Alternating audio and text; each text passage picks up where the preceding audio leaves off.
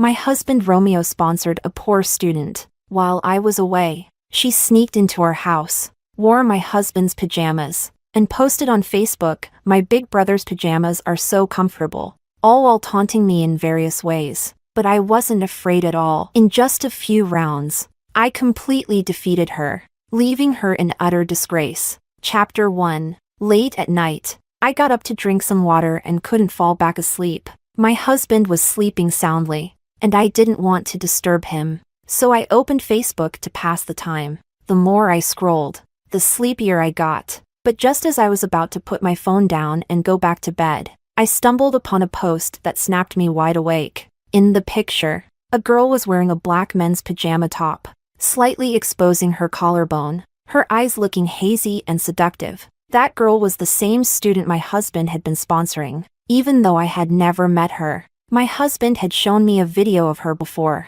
In the photo, she no longer had her usual plain appearance, but I recognized her immediately. The background in the photo was unmistakably my bedroom, and the pajamas she was wearing? I recognized them instantly because I bought them for my husband. Then I read the caption, "My big brother's pajamas are so comfortable," and a chill ran down my spine. There were a few comments under her post. I clicked on them and found something quite interesting. Someone commented, "So, did your wish come true?" She replied, "Not yet, but it's getting close." Although the conversation wasn't explicit, I knew this wish had something to do with my husband. By now, I was fully awake. I looked at my husband sleeping next to me and slapped his face hard. He woke up groggily, squinting at me and asking, "What's going on, honey?" I threw my phone in his face. "Look for yourself." My husband rubbed his eyes, looked at the phone, and his face immediately twisted in shock. "What the hell? What's Lucia's deal? Why is she wearing my pajamas and posting pictures like that?"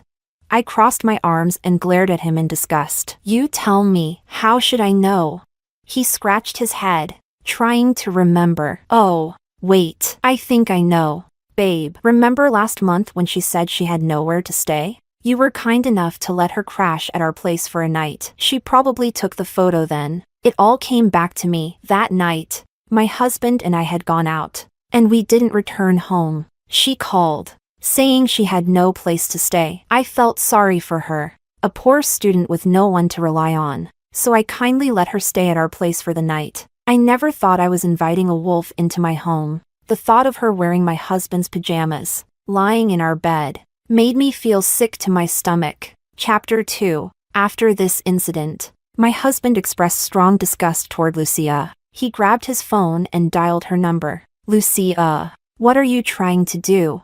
I sponsored your education because your father helped me once. But that doesn't mean I have any feelings for you. Don't even think about things that aren't yours. If you keep doing inappropriate things like this, don't blame me for cutting ties." When my husband was a child, he was kidnapped by traffickers, and it was Lucia's father who saved him. Over the years, he's helped Lucia's family quite a bit. The phone was on speaker, so I heard Lucia's pitiful response, "I'm sorry. Big brother, it's my fault. Is your girlfriend upset? I'll delete the post right away. I don't want to cause you any trouble." Just from these few words, I came to a conclusion. Lucia was a pretentious coquette, and a skilled one at that. My husband responded impatiently, "She's not my girlfriend. She's my wife. We're already married. It's not just her who's upset with what you did. I'm even more upset. She's my treasure, and I can't bear to see her unhappy. Who do you think you are, causing her trouble? You have 1 minute to delete the post, or you'll face the consequences." She apologized immediately and deleted the photo within a minute. I looked at my husband with admiration. No wonder I chose him. He always stays crystal clear in situations like this. The next day, Lucia's parents called to apologize and invited us to dinner. At first, I thought her parents seemed reasonable, but the reality completely shocked me. Chapter 3. Before the dinner, I dressed up carefully, wearing a Chanel suit, carrying a Hermes bag, and putting on flawless makeup. When my husband saw me, he kissed me several times in excitement, and I had to push him away. I dressed up like this to make Lucia feel inferior and back off. Okay? If my makeup got ruined by his kisses, all my effort would have been wasted.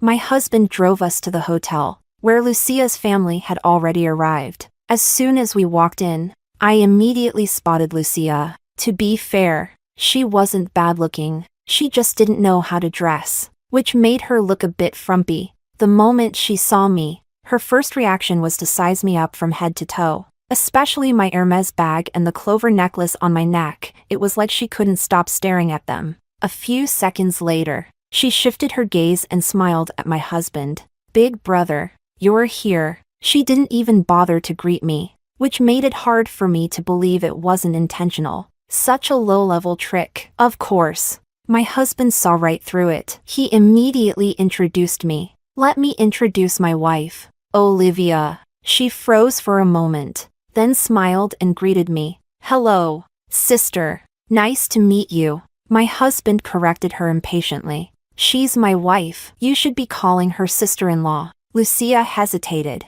her smile turning awkward. I just thought calling her sister would feel more intimate. Don't call her sister. My wife is the youngest in her family, and she's not used to being called that. The atmosphere became a bit tense, and Lucia's awkward smile showed she didn't know how to respond. Her parents quickly stepped in to ease the situation. Lucia, calling her sister-in-law is actually more respectful. Don't say things that don't make sense. As soon as we sat down, Lucia's parents greeted us. Go ahead and sit down. My husband and I took our seats, but Lucia immediately stood up and squeezed herself next to my husband. She picked up a shrimp and offered it to him, saying, "Brother, try this dish. It's so delicious. Do you remember when you were at our house, and my dad made shrimp for you? You loved it so much back then. You even told me that when you grew up, you'd marry me. Do you remember that?" While she spoke, she threw a challenging look my way. I knew she was intentionally trying to provoke me with those trivial childhood memories. Does she think I'm dead or something? I was just about to strike back, but my husband spoke first. He calmly pushed the dish aside and said coldly to Lucia, "If I remember correctly, I never said anything like that. And even if I did, what's your purpose in bringing it up in front of my wife?" Look at him, he handled it so beautifully that I didn't even have a chance to respond. Lucia swallowed her resentment and forced a smile, explaining, "Oh, no, I was just joking with you, brother." Then she turned to me. "By the way, a few days ago I ran into someone I know, and when we started chatting, I found out he's actually your ex-boyfriend, Eric. He said you almost married him back then." "Oh, what a shame, right?" She looked at me triumphantly, but I ignored her and focused on my husband. This jealous man has always been bothered by my past relationship. He had finally moved on, but Lucia had to bring it up again. Lucia had no idea what kind of storm she was about to unleash from him. Chapter 4. Bang! My husband slammed his chopsticks onto the table, his face dark with anger as he asked Lucia, "So what? You feel it's such a shame? Why don't you go marry him yourself and fix your regret? That way, you won't feel it's such a loss." I watched Lucia calmly, as if none of this had anything to do with me. For a brief moment, Lucia looked panicked, her face turning pale. She bit her lip delicately, her eyes welling up with tears, and cautiously explained, "No, I didn't mean it like that. I was just talking casually." My husband let out a cold, disdainful laugh. Who brings up someone's ex-boyfriend like that? Today, I trust my wife unconditionally. But if it were anyone else, wouldn't your words have stirred up trouble and caused a fight at home? What exactly are your intentions? Or do you like that Eric? Lucia shook her head frantically. "No, how could I possibly like him?" My husband gave her a dismissive once-over. "At least you have some self-awareness. After all, Eric has experienced a woman like my wife. How could he possibly be interested in you?" With an expression full of contempt, my husband left Lucia speechless. I couldn't help but feel like laughing, but I thought it might be too mean, so I held it in. But honestly, I didn't think she was innocent at all in this situation. She could have chosen to stay out of trouble, but instead, she picked a fight with me and brought up Eric. She brought this on herself, didn't she? Her parents had been watching the whole time. Seeing their daughter get mocked by my husband, they looked a bit uncomfortable but didn't know how to step in to defend her. Seeing that my husband had vented enough, I gently patted his hand and playfully said, "All right, honey, don't be mad anymore." My husband gave me an apologetic look. "I'm sorry. I really didn't know she would. If you're uncomfortable, we can leave. I'll take you somewhere else to eat." As soon as Lucia's parents heard my husband offer to take me away, they couldn't sit still anymore. Lucia's father, Hudson, stood up, walked over to her, and slapped her across the face. "What's wrong with you? If you can't talk properly, then don't say anything. Making your brother and sister-in-law angry, watch me beat you to death." With that, he slapped her twice more, and her pale face instantly turned red from the blows. I was shocked. My husband held me in his arms, watching them with a calm expression, like he was watching a show, without the slightest intention of stopping it. Lucia held her face, tears streaming down, but she didn't dare to cry out loud. Hudson didn't seem to think he had hit her too hard. He didn't feel sorry for her at all and continued to try to please my husband. "Romeo, your sister didn't know better and upset you. I've already taught her a lesson, so don't take it to heart." Chapter 5. But my husband didn't care to give them any face. He calmly picked up some food, placed it in my bowl, and said nonchalantly, "Uncle, you don't need to apologize to me. Lucia didn't offend me. She offended my wife. And please, remember, my wife is my treasure. Whoever upsets her is upsetting me. My wife has a good temper and doesn't like to make a fuss. But I'm not like that. If Lucia sincerely apologizes to my wife and promises not to make the same mistake again, I might consider letting this go. Otherwise," he gave a small smile, but there was an unmistakable threat behind it. Lucia's family was visibly shaken, nodding repeatedly. Under his pressure, Lucia pitifully apologized to me. "I'm sorry, sister-in-law. I'm young and didn't know any better. Please don't hold it against me." I smiled and replied, "It's all right, little sister. Just make sure next time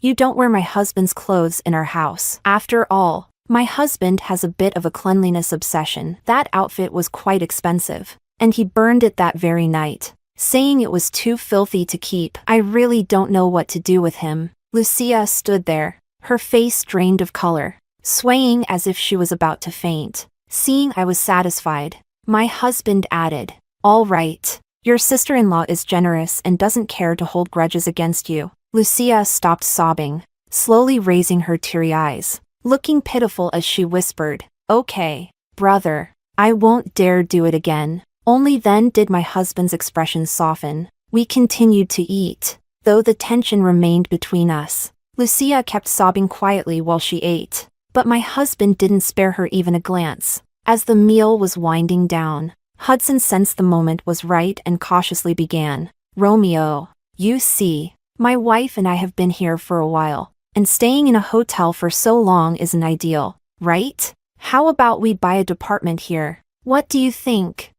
Lucia's mother quickly chimed in, "Yes, Romeo. Living in a hotel is so inconvenient compared to a home." I was curious, why were they discussing buying a department with my husband? Then I glanced at him and saw the look of disdain on his face. It hit me instantly. They were expecting him to buy the department. Realizing this, I was filled with displeasure. Over the years, my husband had already spent a considerable amount of money on their family to repay the life-saving favor they had done for him. Lucia's tuition isn't even worth mentioning. The house in her hometown was also bought by my husband. Hudson has a gambling problem, and over the years, he's lost quite a bit of money. Each time, my husband was the one to cover his debts. I never imagined their appetite would grow so large that they would even expect my husband to buy them a department in Beijing. I thought my husband would refuse, but to my surprise, he let out a soft chuckle and agreed, "Sure, Uncle, I'll look into some developments and get you all a department." "Thank you, Romeo. You're such a good kid." Lucia's family immediately expressed their gratitude. Lucia even shot me a smug, provocative look. I glanced at my husband, confused. Was he really going to buy them a house? Sensing my gaze, my husband gave me a reassuring look, signaling me to trust him. There was also a mischievous smile in his eyes. I knew that smile all too well. Every time he planned to outsmart someone, he'd smile just like that. So I immediately understood he was about to pull one over on the Song family. Looking at the hopeful faces of the Song family, I suddenly felt a bit sorry for them, knowing they were about to fall into my husband's trap. Chapter 6. After dinner, the waiter brought the bill. I saw Hudson signaling the waiter to bring the bill to my husband. I was speechless for a moment. They said they were treating us, yet they didn't even want to pay for the meal. What they didn't know was that this restaurant belonged to my dad. I gave the waiter a look, and she immediately understood.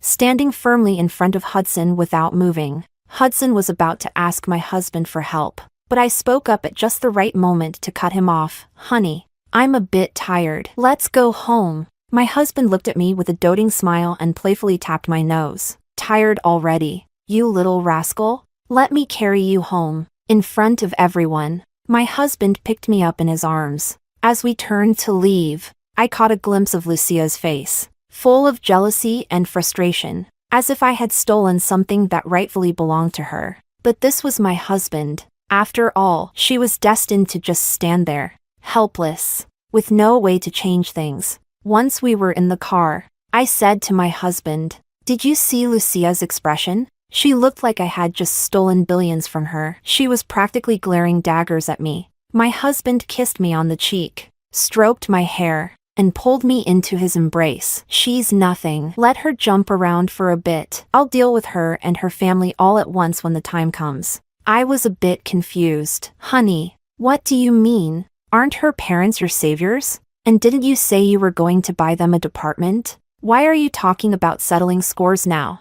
My husband patiently explained. "To be honest, I've suspected for years that Hudson might have been an accomplice in my kidnapping. Otherwise, I don't understand how he rescued me so easily. But since I didn't have any evidence and didn't want to wrong my supposed savior, I never dug too deeply. However, just yesterday, I asked my assistant to investigate again and found out that Hudson is related to the traffickers. I haven't gathered enough evidence yet, so I promised to buy a department as a way to stall them. It all clicked for me. Now I understand. Don't worry, honey, I'll definitely help you keep up the act." He gently stroked my palm. "You don't need to do anything to help me. If you ever feel wronged, just tell me, and I'll deal with them for good. You have no idea." When she mentioned Eric today, I wanted to sew her mouth shut. I quickly reassured him, "Don't act too hastily. If they catch on, it'll be harder to handle. Let's keep pretending for now, and once we have the evidence, we'll turn the tables. You don't have to worry about Eric. You're the only one in my heart now." He seemed satisfied with that, and as I leaned into his embrace, I felt a deep sense of security. The next day at work, I heard that we had a new intern in the company. My colleagues mentioned that the new hire was a relative of the manager, coming to our department for an internship. I was confused. My dad hates nepotism, so how could the manager dare to pull strings right under his nose? "Oh, right, I work at my dad's company, to prepare me to take over in the future." My dad insisted I start from the bottom. That's why no one knows my true identity, and my colleagues freely discuss whatever they want around me. As I was thinking about this, the new intern walked over, and to my surprise, it was Lucia. She's related to the manager? Chapter 7. Lucia walked over with a smug expression, the team leader trailing behind her, bowing and scraping like a servant. My colleagues in the cubicles next to me were whispering, "I don't think she's just a relative of the manager. She's probably the boss's daughter. Look at how the team leader is sucking up to her." Exactly. Better not offend this Lucia in the future. I listened to their conversation as Lucia reached my desk and greeted us. "Hello everyone. I'm Lucia. I'll be your colleague from now on. Please treat me like any regular employee. I hope we can all work well together." See? The way she said that basically confirms she's someone important. She's got to be the boss's daughter. Lucia clearly heard their chatter too, and I noticed a flash of pride in her eyes. She scanned the room, and when her gaze landed on me, her expression instantly changed to one of shock. I smiled and greeted her. "Hello, Lucia." Lucia stammered. "Why are you working here?" "What a joke. It's my own company. Of course I'm working here." I shrugged. "Just think of it as me liking the atmosphere here." Lucia was stunned for a moment, then seemed to regain her confidence. smiling as she said, "Oh, how interesting. Olivia's sister." Since my husband wasn't around, she went back to calling me Olivia's sister. She even added provocatively, "We're at work, so you won't mind me calling you Olivia's sister, right?" I shook my head. Why would I mind? Seeing that Lucia and I seemed to know each other well, the team leader turned to me and said, "Olivia, from now on, you'll be responsible for guiding Lucia. Pay close attention, and if anything goes wrong, it'll be on you." I found it all quite amusing. I can't wait to see how he plans to hold me accountable while working in my company. Chapter 8. I took Lucia to her desk and started explaining her job responsibilities. I was speaking seriously, but I noticed she wasn't responding. When I looked up, she was staring at me with a pitying expression. "Olivia, you've really got it tough, don't you? Is it because my brother doesn't give you much pocket money? Otherwise, with how rich he is, why would you still have to work so hard to earn money?"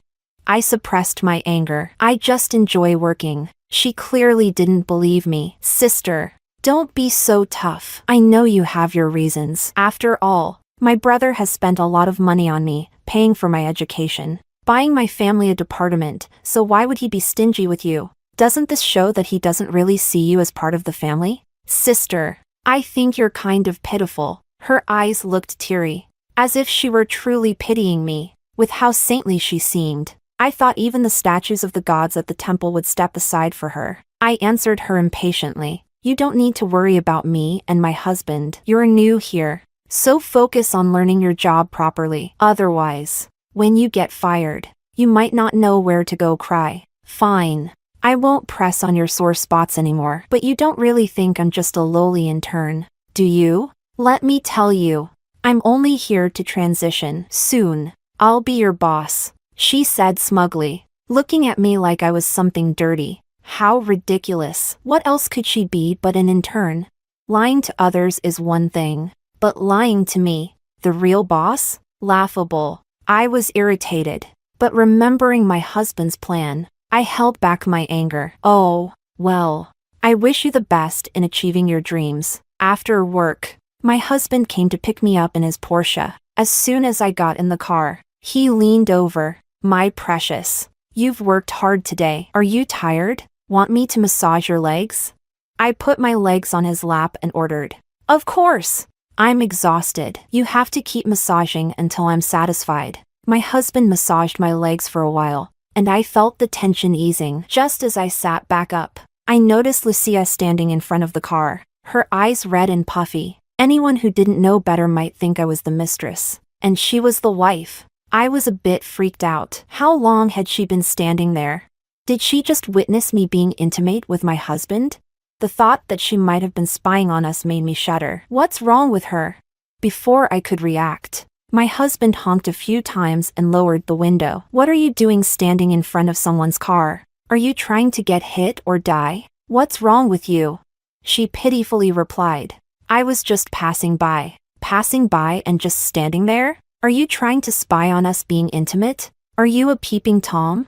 I added fuel to the fire. "Honey, this is so embarrassing. I'm punishing you. You're not allowed to kiss me in public anymore." My husband's face darkened even more as he shouted, "Get lost! Don't let me see you again." Lucia gave me a resentful look before running off with tears in her eyes. I had no idea how she could cry so much every day. Maybe she's been watching too many lessons on being a pretentious coquette. Honestly, I was impressed. I asked my husband, "She's crying like that. Don't you feel sorry for her?" He answered without hesitation, "Why should I? Don't think men are stupid. We know exactly what a pretentious coquette is. She acts that way to make me feel sorry for her and manipulate me. But I'll just provoke her even more so she doesn't get what she wants." I laughed so hard. Who knew my husband was such an expert at spotting a pretentious coquette?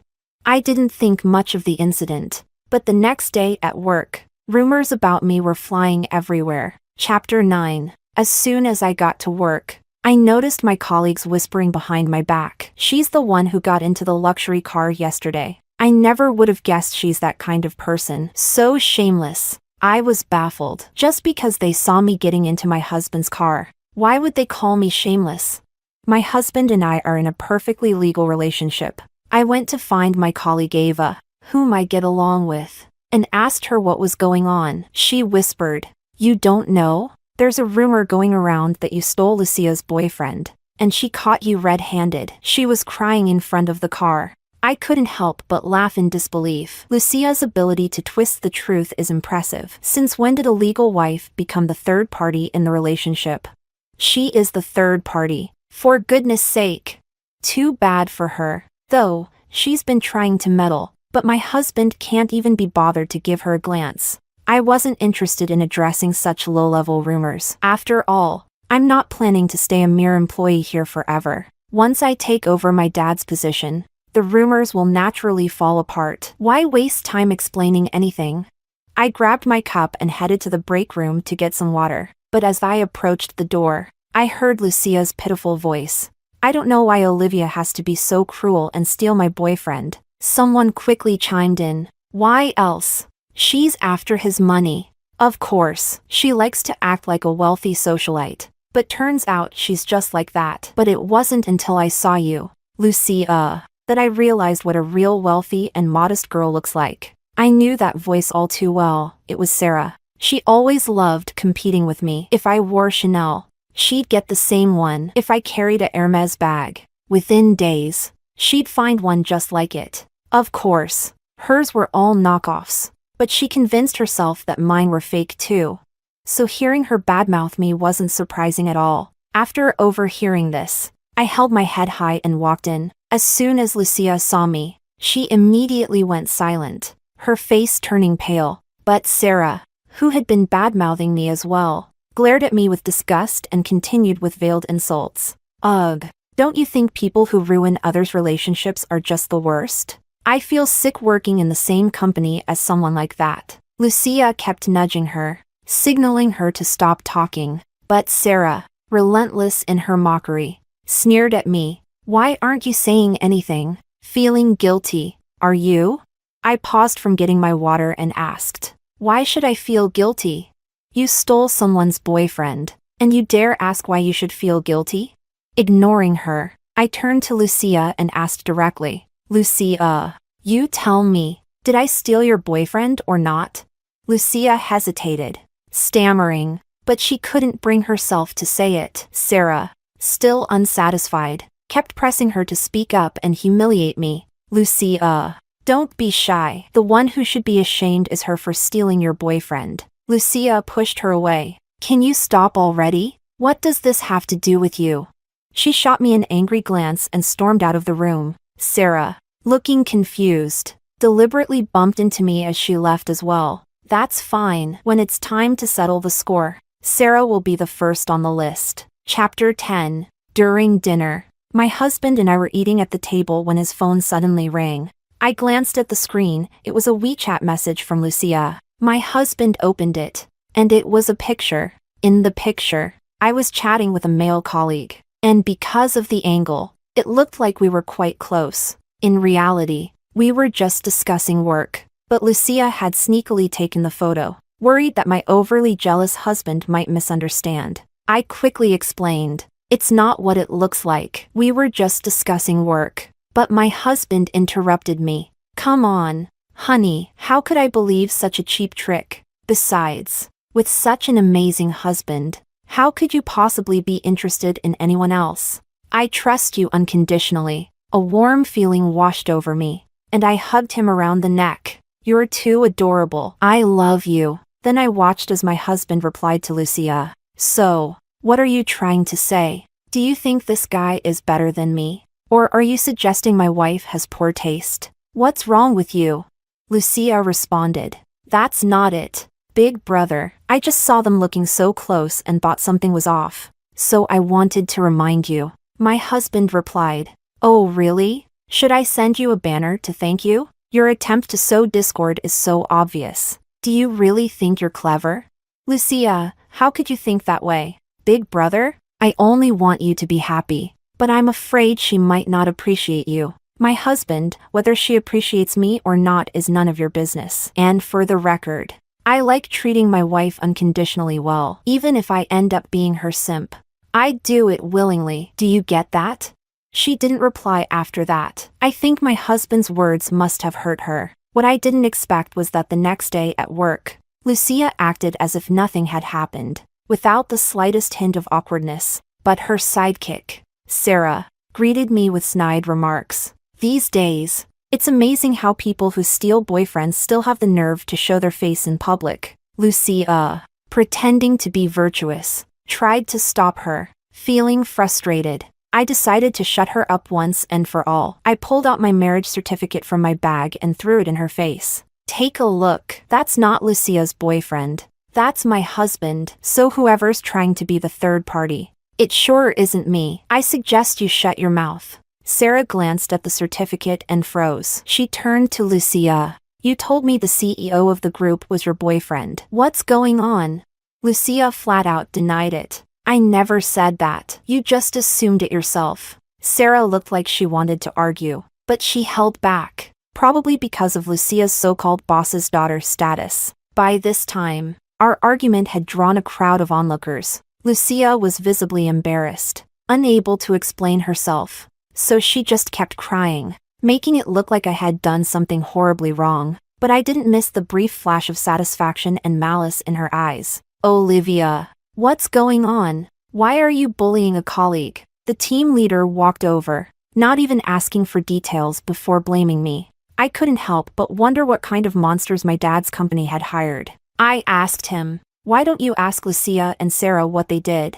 He ignored me and said bluntly, Olivia, I've already discussed this with the manager yesterday. Due to issues with your personal conduct, the company has decided to terminate your employment. Terminate me? I was stunned. My dad had worked so hard to build this company, and now it was being ruined like this?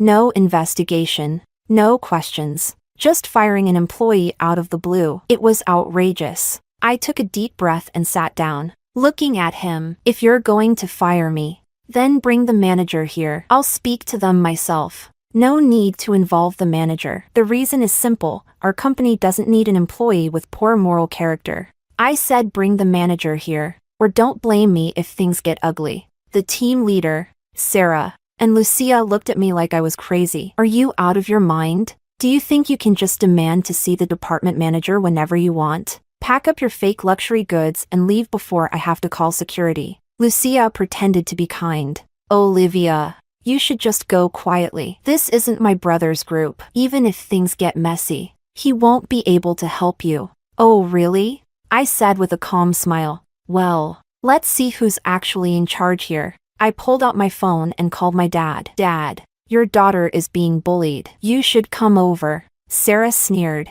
Who do you think your dad is? What's he going to do? This is hilarious. Is that so? Well, just don't be too shocked when he gets here. My dear team leader. Chapter 11. While waiting for my dad to arrive, Lucia kept trying to provoke me. Are you going to ask your husband to help you again? I feel like if there's no balance in a marriage, it won't last long. Don't you agree? I responded. He's my husband. How I rely on him is none of your business. What does it have to do with you?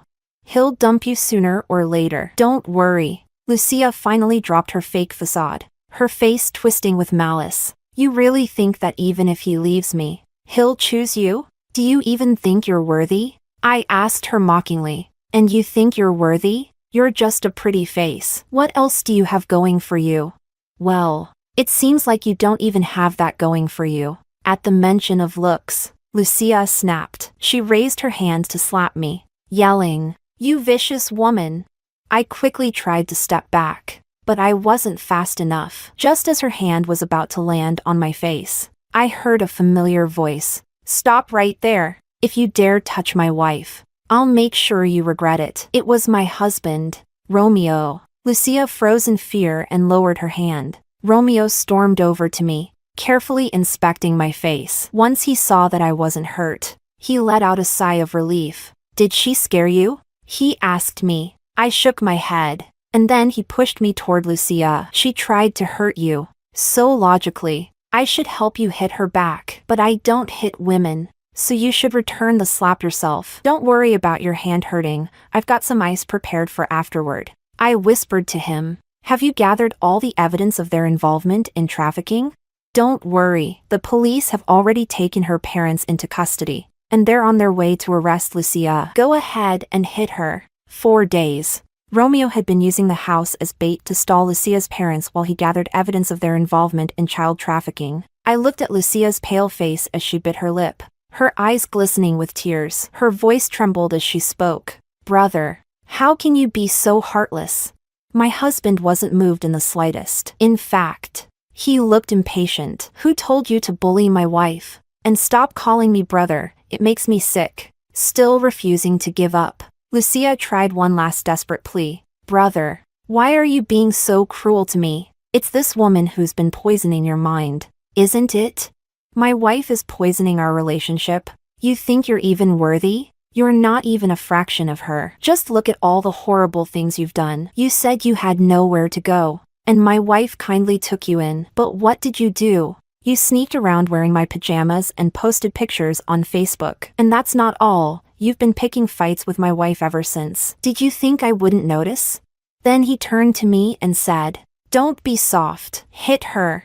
I certainly wasn't going to go easy on her. As soon as my husband finished speaking, I stepped up and slapped her several times, hard enough to swell her face. She had just tried to hit me earlier. If I didn't strike back, I'd be a fool. Lucia clutched her face and looked at my husband. She dropped her pretense, and in a fit of rage, she screamed, "You really let her hit me? Have you forgotten that when you were kidnapped and almost killed by traffickers, it was my parents who saved you? If it weren't for them, you'd be long dead. And now you repay us with betrayal. You'll face the consequences. Whether they were my saviors, you know the truth better than anyone." My husband replied coldly. His accusation made her stumble back. Terrified, she quickly denied it. "I don't know what you're talking about." My husband scoffed. "Don't deny it just yet, you'll confess soon enough." And then, predictably, she started crying again. It seemed like it would never end. The team leader, clearly intimidated by my husband's presence, wanted to help Lucia but didn't dare to, so he threatened me instead. "Olivia, just you wait. I'm calling the police right now to have you arrested. Let's see who's really getting arrested here," came a familiar voice. I turned and, to my delight, saw my dad. The team leader noticed too and rushed over, eager to please. "Boss, you're here. This woman has been bullying your daughter. I'm calling the police right now to have her arrested." He angrily pointed at me, continuing his accusations. Meanwhile, I noticed Lucia's face turning pale. Of course, she was scared. After all, she was about to be exposed for pretending to be the boss's daughter. How could she not be? My dad, with a casual tone, asked the team leader, "So, you're the one who said you were going to have my daughter arrested?" The team leader opened his mouth, about to explain, but then seemed to realize something. He looked at me with wide eyes. You're the real." I asked him, "Why do you think my last name is the same as the boss's?" He looked like he wanted to bite his tongue off, then started frantically explaining. "I'm so sorry. I had no idea you were the true daughter of the boss. It was that fraud who deliberately misled me." I ignored his panicked explanations. Clowns like him weren't worth my time. I turned to Lucia. How did it feel, soaking up all that praise while pretending to be the boss's daughter? Chapter 12. Lucia, almost crazed, accused me. "Does it make you happy to see me looking like a clown?" My husband, worried she might lash out, pulled me protectively into his arms. "You're the one with a crooked heart. Who can you blame for that? And no, we don't find it amusing, we just find you as disgusting as a toad. You're constantly haunting me, and it's beyond annoying. I love you so much, and yet you're so heartless. You'll face the consequences." My husband laughed. "Do you love me, or do you love my money? I don't know if I'll ever face consequences, but yours have already arrived." He glanced toward the door, and a few police officers walked in. Lucia, thinking they were her saviors, excitedly pointed at me and the police. "Officer, she assaulted me. Arrest her immediately." The police ignored her and instead asked, "Are you Lucia?" "Yes. You are under suspicion of child trafficking. Please come with us." Lucia lost her composure and shoved the officers. "You've got the wrong person. I've never trafficked children. This has nothing to do with me."